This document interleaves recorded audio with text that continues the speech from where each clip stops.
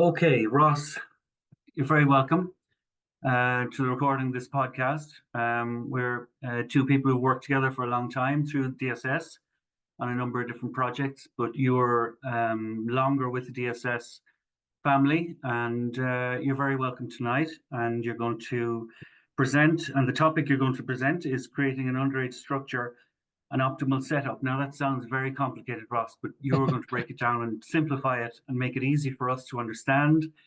And hopefully we'll see how it crosses over into some of the sports that the DSS members are involved in. So Yeah. You're very welcome. Thanks, Mark. Thank you very much. And yeah, it's a pleasure to be on this, I guess, first episode of the revamped Locker Room podcast that we've now got a performance section. So that's credit to Kieran and the guys behind the scenes. So brilliant to be on. Yeah, it's really good to work with you. We've worked on a lot of things with the DSS family. So hopefully this podcast just clears up a little bit of the explanation behind the resource that I've provided recently for the members. So yeah, you're very welcome, mate. How have things been, Mark? How are you? Good. Yeah. Trying to keep fit, Ross. Yeah, you're a fit guy. Trying to stay on the right side of age. Age is happening, but I'm trying to stay on the right side of it. So I'm currently working on gym programs, as you know, on working towards the end, which is max strength. So we'll collaborate more in the next couple of days, I think, over that. And yeah, I'm trying to keep myself on the right side of health. Good. And well, you look good. I'm very well, mate. Work's very busy. Taking on a little bit more responsibility here, as you know. So still at QPR, long standing. Been there slightly longer than I've been with DSS. So so I've got a bit of background for the last few years at both them places. So yeah, really good, mate. Really good. Busy as usual, but that's how we like it. Brilliant. Okay, so you have a very interesting topic, Ross. Yes. And I don't know. Do you want to just make a start? And I definitely. I've had a look over the slides today, and I have some questions. And of course, yeah, of course, maybe Mark. If you want to start yourself, yeah, I'll jump in. I'll give a little bit of rationale to what the resource is for. Obviously, for our DSS members. So if anybody's not a member at DSSS, obviously, like head over to deelysportscience.com and have a little look at the membership offers over there. But like part of it is they get resources fired into the WhatsApp groups and up on the website. From loads of different people, and the one that I've been working on recently is around creating a structure at underage, and I guess focused towards more the GAA sports in Ireland that I've had a little bit of experience working with here in London, because I come from an academy background where maybe there's more formalities and more structure put in place because there has to be to meet certain requirements.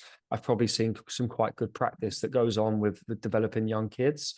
And my purpose of kind of releasing this was to provide people involved in underage teams, maybe a little bit guidance of how they could start to work a structure within their underage setup that's, number one, provides good practice, but number two is aligned. And that's the biggest thing that I think is missing from what I've seen in the GA scene and the Sunday league football scene, which I see over here, which my boy has now gone into. So I'm heavily involved in that setup as well within soccer. And like the lack of alignment throughout the age groups at the same club sometimes causes like issues at the top end when there's transition into senior team, or there isn't a transition into the senior team because everything's run as separate entities at different age groups.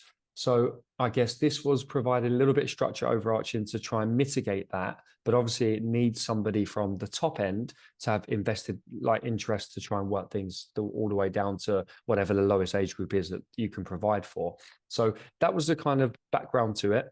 And then, yeah, you just let me know, Mark, where you want me to start and guide on different strands and things that I've put out there. Yeah, I think the alignment discussion, Ross, is really interesting because like the academy system that you are currently in with what you refer to it as football and we refer to it as soccer, but it's professional. And I suppose when we see the GA, whether it's camogie, Gaelic football, hurling, it's very much amateur driven, and people are volunteering themselves, to coach and whatever. It would be brilliant if it was in place, but my suspicion is that this will take time. Yep. It's very clear in a resourced football club from Premiership down to Championship and First Division 1 and Division 2. But how do you think the amateur game can embrace what you're trying to do in your professional career? Of course. That's a tough question now. Yeah, no, it's a very good question. And let me go into a little bit of the structure so people can understand. Of course, this is what I've put out there somewhere, which I think in an amateur setting would be optimal and really ideal and utopia. And I'm fully aware people are doing this for free of charge. But I do think for example, like affiliated with very strong clubs, and at senior level, there's some clubs, in the Gaelic scene that we all know that head coaches and managers are getting some money for that at that top end. This is just a way for maybe a club to invest in a couple of key positions that could maybe oversee playing styles or physical development programs across the whole club, that there may be some resource for the right person to come in and do that part-time.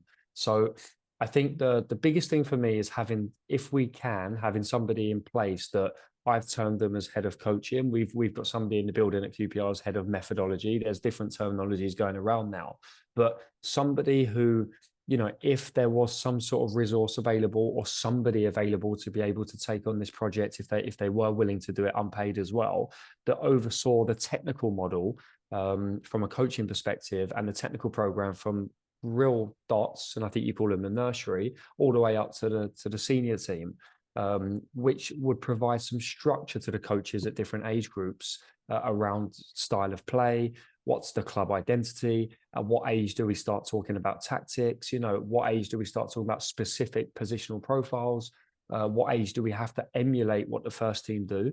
And the reason why I think this is so important, because it creates the natural pathway from top to bottom or bottom to top to get players into the first team, get players into the senior team, where, every club wants to be successful. And if you've got people in the area, in the county, that are good players and they come through the system, they should know the style of play, the identity, and they should slot right into the first team if they're good enough, or the senior team if they're good enough. So it's that one position of like head of coaching who can oversee, work alongside senior head coach and senior manager, and oversee the whole technical program from top to bottom, I think is a really good investment. Now, from a coaching perspective, then you've obviously got your age group coaches, which happen anyway. People are doing this for free. I know that. The way that I've termed it here is that you have a lead coach, lead academy coach, or lead age group coach, which takes care of group sessions and logistics and operations around like communications to parents and players. And they drive the general group sessions based on the philosophy of the club, that's guided by this head of coaching. But I then put the assistant coach as somebody who can look at the individual development of each player within that group. I know firsthand, working as assistant coach in the academy system, where you have a lead coach who takes the most of training sessions and picks the teams, and you're supporting that person. You sometimes lack a purpose. So the reason why I shift the individual development to the assistant coach, because it gives them real responsibility of developing the individual, and to actually feed into the head coach around, or the lead coach around, what does every individual need, and how do we improve that person that fits the style and fits the philosophy of the team. So that's kind of the two ways I've done it. And again, I'm fully aware that those positions are going to be unpaid. I know that in these sports, not in the academy system over here. But if they've got the guidance of somebody like a head of coaching overseeing it, I think it provides them with opportunity to constantly learn, and also to be part of a system where they're not just rolling out on a Tuesday, Thursday night, coming up with sessions that like could be completely different to the age group above. There's a system and an alignment that runs all the way throughout. And I think that's something that I think is really exciting. And I think coaches would probably love to be a part of that if they had the opportunity to. I think if they were part of it, it's really good, Ross. It's very interesting. And I think that coaches, if they were part of a wider community, whether within their own club, the community of coaches in their own club, or in the local area, in each county or so, I think they would be delighted and could learn an enormous amount from each other.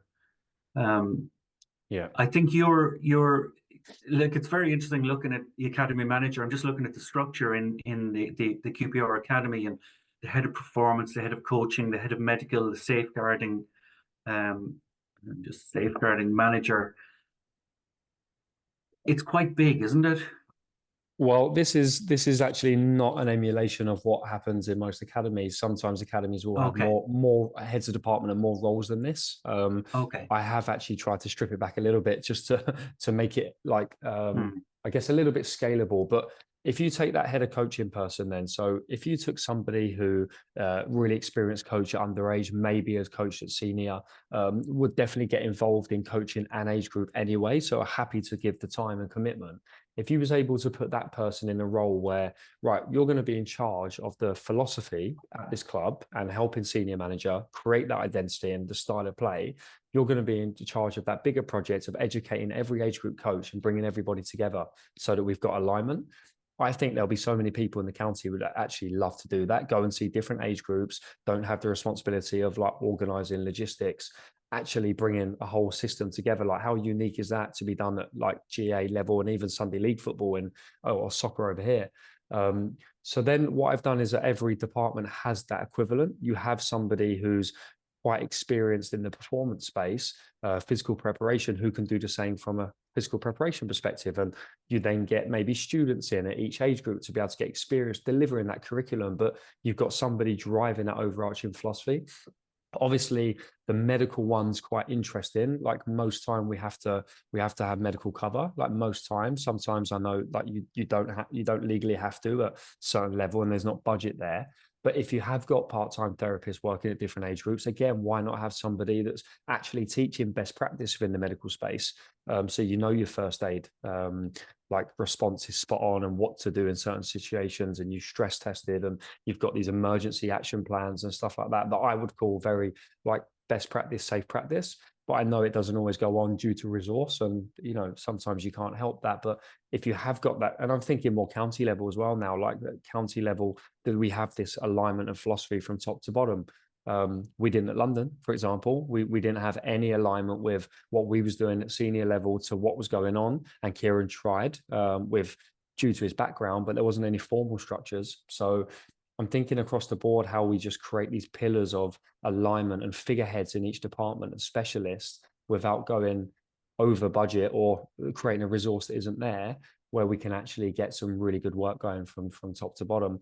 And the safeguarding one's important. Like you work in an educational like institute and work with kids, and you know how important safeguarding is to everybody. It's Hugely everyone's important. Yeah. responsibility. Yeah. So like for coaches who maybe do a 2-week course on safeguarding because it's a requirement to coach, actually that's completely different to day-to-day processes and procedures. That the what if scenarios, the what if you spot something, what if a emergency scenario happens, or you know you see signs of a kid that's God forbid abused or anything like that. Like where's your process? And I think a Yeah. club having a process and structure in place for that is really important. So I do think it's something that might take time, as you said, but I think having this mindset on and around alignment, around processes, around structures, I think would be really, really good going forward. And people can actually do it on very little resource, because I think there'll be Okay. people hungry to take on these sort of roles.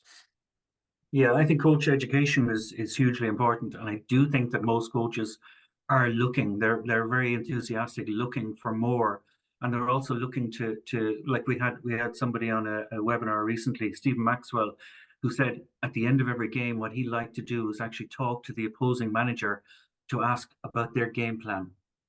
And he said some coaches like to talk, or managers, whatever you want to call them, some like to explain what they were trying to do, and some don't. Some jealously guard what they're doing in case they're up against them again in the short term. But Yeah. it's very interesting. I do know, just as an aside, the county that I live in, I know you know the county I live in, but I'm not going to say it out loud because I might get myself into trouble. But I know some coaches who work in the county setup, and they're not great at giving out information to people outside their own system. And Yeah. they want to keep it within the GA in a very closed family, which is a pity. I mean, I often think of across other sports, and you look at somebody like the New Zealanders playing rugby, and the desire they have, they share information. Yeah. I think they're very good at sharing information. Yeah, I think there's a difference between sharing like organizational success stories and how people have created an environment that's really good and different training methods compared to a specific game plan when you're going into a World Cup final against Australia and you've got a target. Like, you're never going to share that. But I agree. There should be as much sharing as possible, of course. And I guess this structure is about, like, within the club promoting sharing and best practice. But you get some of your best ideas talking to other coaches and playing against other teams and seeing what they do. So totally agree. I think we need to be open and honest and transparent. Yeah, Ross, I'm looking at a coaching staff structure that you have. We've put you on the spot, and it runs from under 9s up to under 20s. And I know you're involved in the QPR women's setup as well. Do you, on a day-to-day basis, liaise with all the different coaches and professionals that are involved in managing teams or coaching teams, or looking after S&C? Or Good question. I probably have touch points with, I would say, like, across a week, all the phase leads, from first team manager, from 21's head coach, from 18's head coach, 16's head coach, and then we have phase managers from, like, 15s to 12s, and then, like, 9s to 11s. I probably have, like, touch points with all of them across a week. The top end ones I have daily contact with, so 18s and above. But essentially, like, you would have a process in place that allows the other staff then to collaborate with the age group coach they're working with, that starts to naturally, like, I guess, evolve the practice and collaboration that happens there. But it's within the framework. So, like, you have an under 12s physical performance coach doing some work on pitch and off pitch, that they collaborate with the head coach and talk about individuals and what they need to work. But we have a very specific physical model at that stage and that age group that we want them to be competent at. Basic movement patterns in the gym, starting to get some acceleration patterns, some decel patterns. So irrespective of how individual and niche the coach and physical performance coach go, they've got a framework from a coaching perspective and a framework from a physical perspective, which means when the players progress up the age groups, we know exactly what we're getting at the next stage, where we can start to develop a bit more strength because their movement patterns are good, etc. So that's the key, like, allowing people to express themselves and have freedom to come up with really cool things, but having a real solid framework that actually runs throughout the spine of the organization, because otherwise people just end up doing their own stuff and there's no communication or talk between the phases. Okay, that's brilliant. And just in your role, like your current role with QPR, am I right in saying you're head of performance in the academy? Is that your title? So my title now is head of integrated performance. Integrated. Okay, yes, that's different. which is a fancy title. Yeah. Can I just ask you then? Oh, sorry. Can I just ask then, are you directly responsible for designing the fitness framework that you talk about for each of the groups? So you start at the start of the year, you have that designed, and then sent out to all the different lead coaches or so. Yeah, so my role essentially now, I've worked at, fortunate enough, either in a coaching or performance perspective, to have worked with every one of those age groups from under 9s up to first team, which is brilliant. So my role now is to liaise very strongly with the head of performance at first team, who's come in, create a really solid performance model, which we've built out and is really robust and really good, and have that from first team all the way down. So what does that look like? From where's the end goal they need to get to? What sort of things are they going to be doing from a preparatory perspective to perform at the highest level? And how do we make sure from under 9s all the way up to the first team, that journey talks to each other and aligns to that point when they get into the first team, where they're able to do the stuff they need to do physically. So yes, I'm responsible for the curriculum. I have a lead academy physical performance coach who organizes the staff, the physical performance staff. Me, him, and the head of performance work really closely together to make sure that those staff are delivering what we want them to deliver within the framework, and they have the license to be creative, and we quality assure, and we work off each other, and we learn off each other daily. So yeah, that's one strand of it. The other strand is to make sure the medical processes are the same from top to bottom as well. So our return to play frameworks, our standard operating procedures for emergency action plans, and all of the safe practice I spoke about just briefly at the beginning of the podcast is the same from under 9s all the way up to first team, albeit we get a little bit more specific at the top end and we have more budget for stuff. So it's a really, really exciting role. And I guess it's why I'm so passionate about alignment, because I've seen things not be aligned or be misaligned. And all you do is you prevent the player being prepared and ready to go to the level that you need them to go to, or you want them to go to. So that's probably why I'm probably quite anchored on this alignment piece. Okay. And I know in the professional game, like managers or directors of football can leave positions midway through seasons, whereas the difference with GAA in general is that it's only at the end of a term, whether it's 2 or 3 years or an extended term, that managers leave. Like, who's most important in footballing? Like, who's driving it from the top in a professional football club? Yeah. So a manager leaves and there's a certain amount of change, but the system remains in place. Yeah, yes, and that's the business model that QPR have got to or are getting to now. But not every club has that, and I think a club that relies solely on the identity of the manager and head coach to implement a style of play, and you see a massive turnover in staff and a massive change in the type of player that you want because we've got a new manager through the door, I think is the club that's only ever going to do well in the short term, because there's only so many managers that can come in and churn out success from scratch. So the key is we have a CEO who essentially is in charge of implementing all of these structures, from football philosophy, from performance structures, from recruitment, from analysis. Everything feeds into the CEO through different channels, but eventually he'll be the one who oversees everything.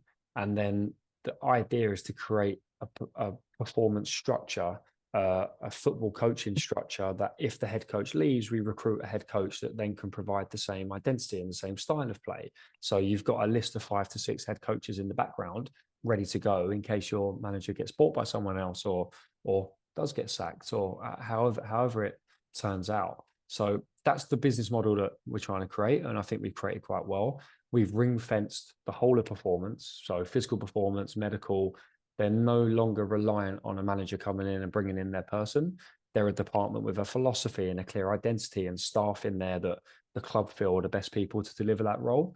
When a head coach comes in with his other coach or whatever staff might come in to assist him, they then work alongside that performance team and start to integrate and get used to their structures and vice versa. So there's a lot more security and stability in the club, which again allows the time to create these robust physical development plans, these robust coaching philosophies, because you need time to do that and educate people and work in the system and find out at what age do things need to be tweaked.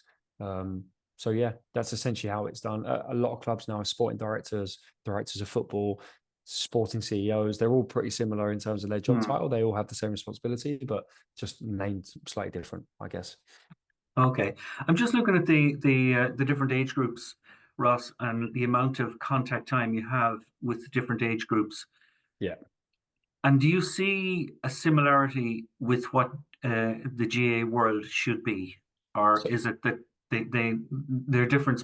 Football is different than the GA sports, and between Gaelic football, camogie, hurling. Yeah, I guess, Mark, like, this resource wasn't necessarily giving people what the professional world's doing, because in actual fact, it's a little bit more than what's on this resource. It was kind of like what I felt was achievable in the part-time model, in an amateur model, such as different versions, Gaelic football, hurling, camogie, as you said. So yeah, I believe these contact points from a physical development perspective. I mean, as we said there, if you manage to get somebody involved in the club or the county setup that could oversee this framework, you have 3 or 4 coaches that came in one night a week and delivered with the nursery, like doing some fun games, ABC games, and developing some movement skills just once a week as part of experience. And you got some more students then to deliver twice a week with our 13 to 16 age group, where they introduce them to some gym-based stuff. And they're on an S&C course. They've got coaching experience, but they still need some more and need some hands-on practical experience. You might even have budget for a sessional coach to pay them £20 for a session for somebody a bit more senior for the top end. And then when it becomes under 17s above, I firmly believe that's the age group we have to start having a physical performance coach working alongside a lead coach to start talking about periodization and when we're going to develop max speed, when is it appropriate, because the body's changing and the players are at a little bit more risk if you get mismanagement of training and games. So I think, again, can be quite experienced students and can be people that do 2 nights a week for little money. But it's overseen by somebody with quite a good level and understanding of the physical like determinants of the game or of different sports, and that they can drive this kind of team of students and practitioners to really get a good philosophy throughout the club.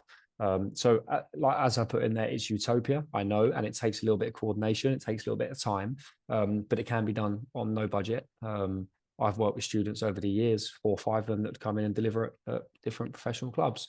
I started out as an unpaid intern at Chelsea many years ago. So I was doing exactly that job with somebody in the building who was molding me and molding the philosophy, and we was, working to a framework there. So it can be done. I just think it needs people to just look at things a little bit different, and it needs the club or the county to just see the bigger picture and invest in that bigger picture a bit more. Okay. Ross, magic wand. Okay, magic wand time. In my work, we often talk about, if you had a magic wand, what could you do? So, like, I'm going to put you on the spot here. You've kind of answered the question, but with a magic wand, what would you say that the GA as an organization I would should do? Yeah, good question. That's a hard one now. Yeah, well, I think this resource, kind of like clears a lot of it up.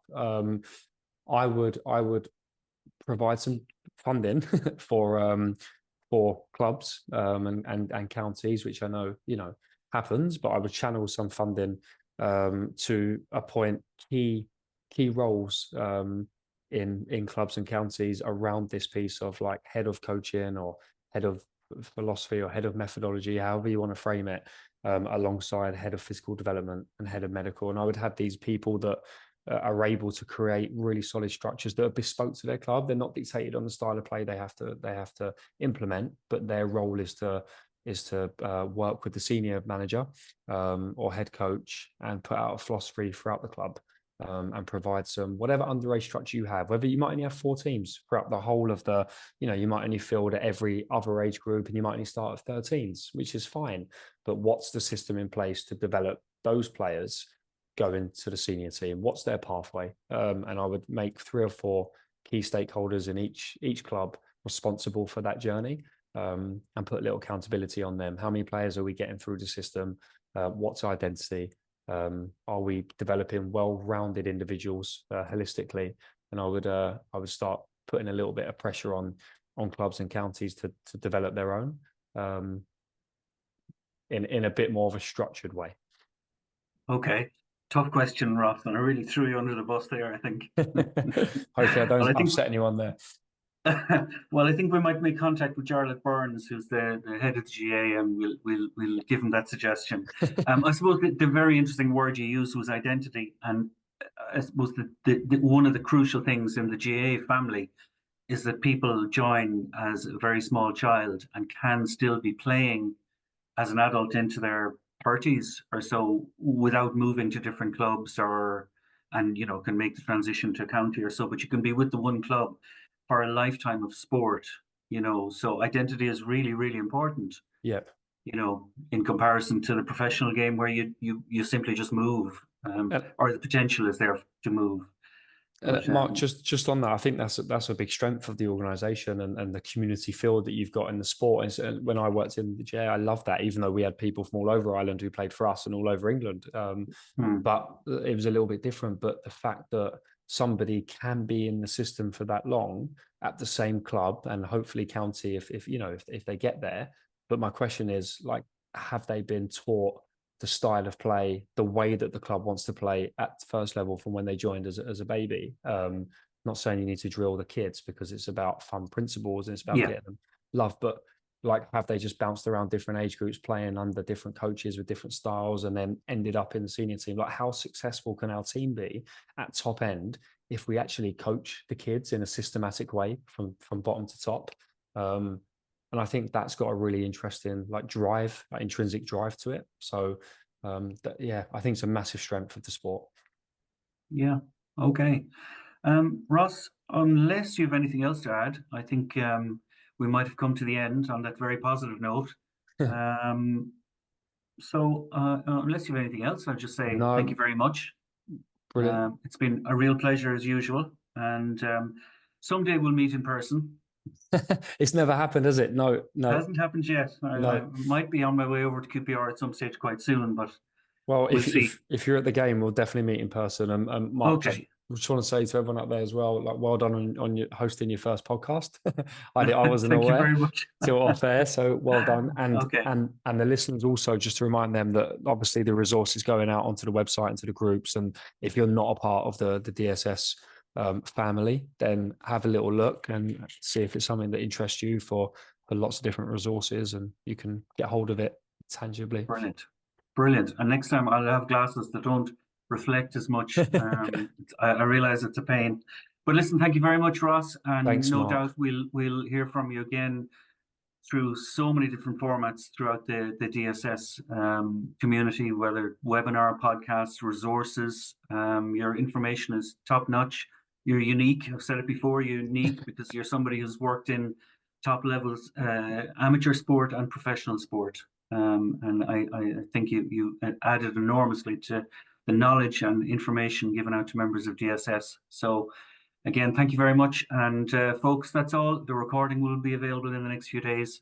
And looking forward to the next podcast in the series. Brilliant. Thanks, Ross. Mark. Thank you, mate. Kind words. Thank you.